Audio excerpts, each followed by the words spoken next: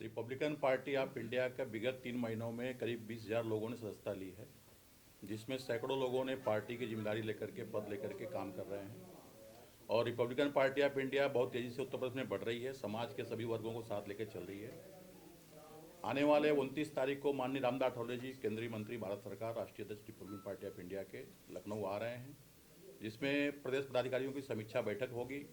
और उसी दिन माननीय मुख्यमंत्री योगी आदित्यनाथ जी से उनकी वार्ता है कि प्रदेश में रिपब्लिकन पार्टी ऑफ इंडिया, जिस तरह महाराष्ट्र में Republican party of India BJP के साथ में लगी और बहुमत के साथ में सरकार बनने जा रही है वहाँ पर, उसी तरह से आने वाले समय में रिपब्लिकन पार्टी ऑफ इंडिया के साथ में है तो उत्तर प्रदेश में हम लोग एजेंडा लेकर के चलें। और 26 में जो चुनाव होने वाला जिला पंचायत का, उसमें रिपब्लिकन पार्टी ऑफ इंडिया प्रदेश के सभी सीटों पे अपने सिंबल पे उम्मीदवार खड़ा करने जा रही है, जिसके लिए हम लोग इस समय पाँव गाँव का ये अभियान शुरू कर रहे हैं। और आने वाले समय में आपको रिपब्लिकन पार्टी ऑफ इंडिया बहुत मजबूती के साथ में यहाँ पर दिखेगी। तो आप लोगों से कहना है कि उत्तर प्रदेश में जो रिपब्लिकन पार्टी ऑफ इंडिया को लोग कर रहे थे, उसमें बहुत तेज़ी के साथ में पार्टी आगे बढ़ रही है और इसके आगे भी हमारा कारवां जो है आगे बढ़ते जाएगा। क्या सोचते हैं उसके बारे में? 2 सीटें आपको मिली थी, जीत हासिल नहीं हुई। नहीं, देखिए, दो सीटें मिली थी, वो हमारे सिंबल पे नहीं थी, सिंबल उनका था। और लेकिन हमने जो 66 सभा किया, माननीय अठावले जी ने जो 66 सभा किया, और 66 पे 66 सीटें हम जीत के लाए हैं। और बीजेपी से हमने पहले कहा था कि हम लोग कम से कम वहाँ पे 12 सीटें दीजिए ताकि हम लोग वहाँ पर जीत करके आएँ।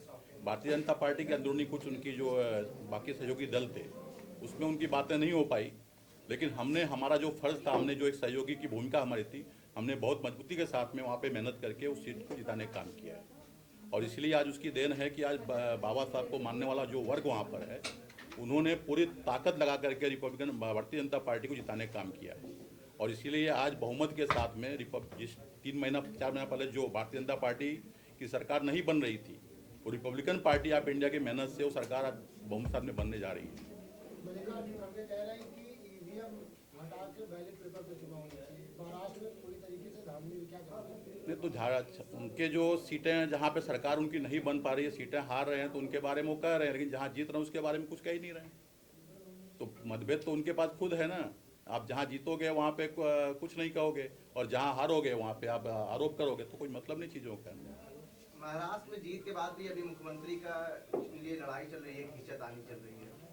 नहीं, मुख्यमंत्री तो देखिए देवेंद्र फडणवीस जी बनेंगे, और उनको बनना भी चाहिए, क्योंकि उन्होंने जो त्याग किया, एक मुख्यमंत्री होने के बाद भी उन्होंने जब सरकार बनने की बात आई थी और उनको जब आदेश हुआ कि आप डिप्टी सीएम का पद लो, तो उन्होंने एक त्याग की भावना दिखा करके डिप्टी सीएम का पद लिया। इसलिए उनका ये हक बनता है कि उनको सीएम बनाया जाए। शिंदे साहब जो हैं सीएम रहे हैं, अगर उनको डिप्टी सीएम नहीं बनना है तो सेंट्रल जा सकते हैं, सेंट्रल में कैबिनेट मिनिस्टर का पद ले सकते हैं। पवन जी, तब अभी तक जो है आरपीआई के निशाने पर बीएसपी रहती थी, लेकिन जिस तरह से आजाद समाज पार्टी यानी चंद्रशेखर आजाद की पार्टी आगे बढ़ रही है तेजी से, उसको लेकर क्या आप आजाद समाज पार्टी को भी आप टारगेट करेंगे? क्या है आपकी प्लानिंग आगे? देखिए, हमारा निशाने पे किसी को नहीं लेते हैं। हमारा ये मानना है कि जहाँ पे जो चीज़ें हैं, जो समाज है, जहाँ पे गरीब है, कमज़ोर है, वर्ग है, उसको हम साथ में अपने ले रहे हैं। हमारे निशाने पर ना कभी बीएसपी रही है, ना कभी हम सपा के निशाने पर।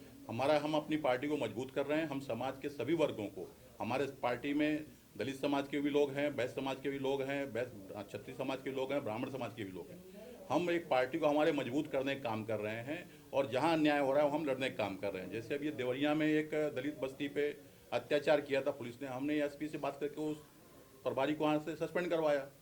तो जहाँ लड़ाई होने की जरूरत है, जहाँ अन्याय हो रहा है, वहाँ हम खड़े हैं।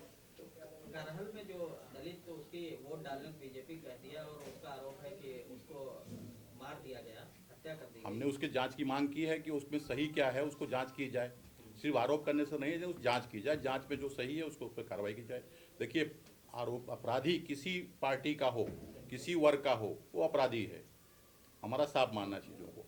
संभल की घटना पर क्या कहेंगे, जिस तरीके से वहाँ पर अखिलेश यादव कह रहे हैं कि संभल में बीजेपी सरकार ने दंगा कराया, जिससे कि चुनाव की जो रिजल्ट है उस पर कोई बात नहीं हो सकती। नहीं, देखिए, इसमें संभल की जो विषय है वो कोर्ट ने आदेश किया है, उसमें सर्वे होना है। सर्वे अगर एक बार सर्वे हो चुका था, दूसरी बार सर्वे के लिए गई थे।